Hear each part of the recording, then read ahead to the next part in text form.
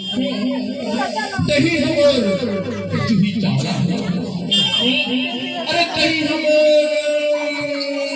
करिश्मा कपूर हुआ अच्छा अब कहीं हमर काया जानता अमोरे मन के मोहे आके भटकाना